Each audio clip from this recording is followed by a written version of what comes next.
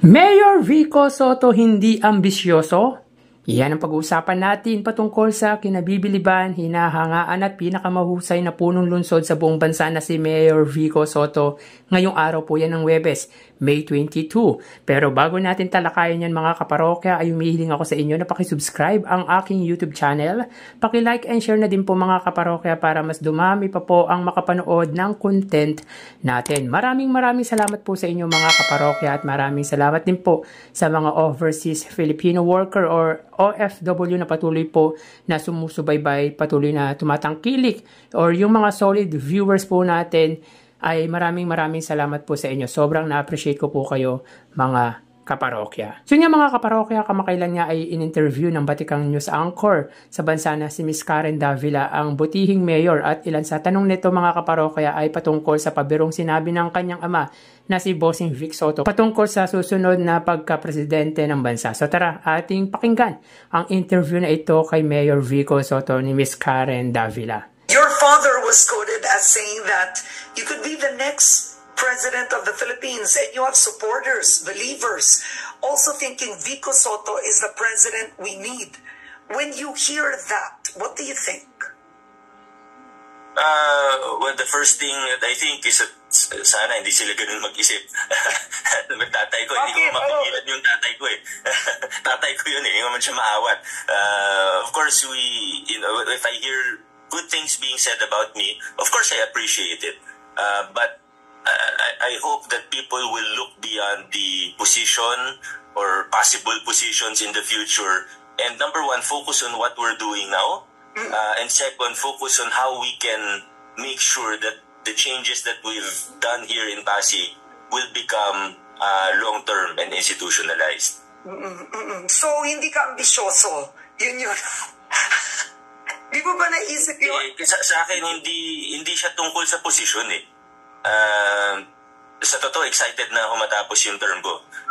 I'll still help, I'll do whatever I can, but I'm actually excited for my term to finish. So yun mga kaparokya, for the first time, may narinig tayong politiko na excited na matapos sa kanyang termino or sa kanyang panunungkulan.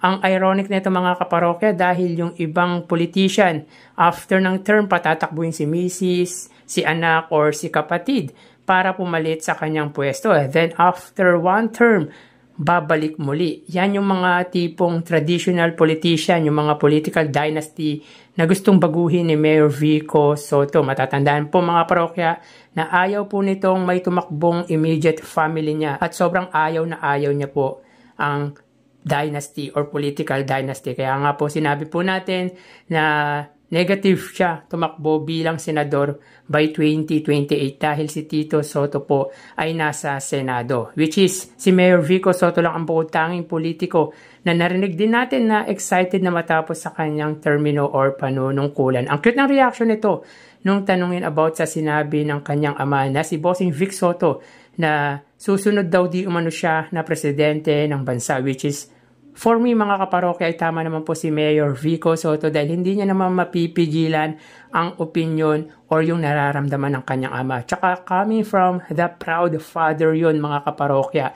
Kasi nakita nito yung accomplishment ng kanyang anak. And knowing naman Bossing Vic Soto is a man of a few words. Kaya nga genuine yung sinabi nito patungkol dito. Sabi nga niya, hindi naman patungkol sa posisyon, kaya hindi niya ambisyong umakyat sa mataas na posisyon. Ang importante, focus siya sa ginagawa niya bilang alkalde ng Pasig. Ganito dapat ang mindset ng mga politician, yung mga politiko, yung hindi naghahangad ng kahit anong posisyon. Kumbaga, hindi siya pumasok sa politika para magpapogi lang, kundi ang makatulong, ang mapabago ang sistema na talagang pinag-aralan at pinaghanda niya. Well mga kaparokya, kahit naman siguro ayaw ni Mayor Vico Soto na tumakbo bilang Pangulo ng bansa in the next coming years, ay taong bayan na mismo ang hihiling at mag-uudyok sa kanya.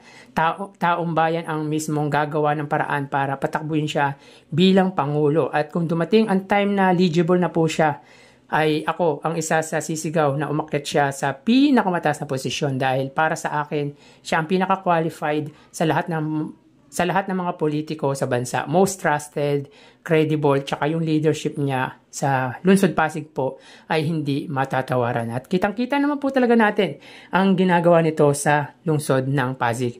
Walang palakasan at pantay-pantay ang tingin sa kanyang nasasakupang mamamayan. Ito yung public servant na ang paglilingkod ay nasa puso talaga, nasa isip at talagang may gawa. Actually, excited din po tayo sa next chapter ng buhay nito after his term as city mayor ng Pasig. Sobrang curious po ang lahat kung ano ba ang susunod na tatahakin nito.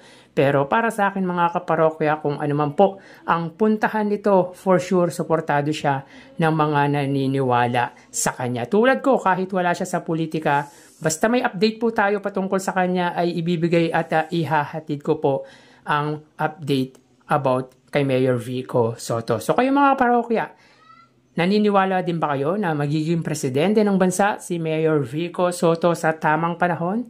Pakishare naman po ang opinion nyo regarding po dito. So hanggang dito na lang po tayo mga kaparokya. Magsiingat po tayo palagi dahil lalo na mga kaparokya maulan. Magdala po tayo ng payong pananggalang po sa ulan nang hindi po tayo magkasakit. So thank you and God bless.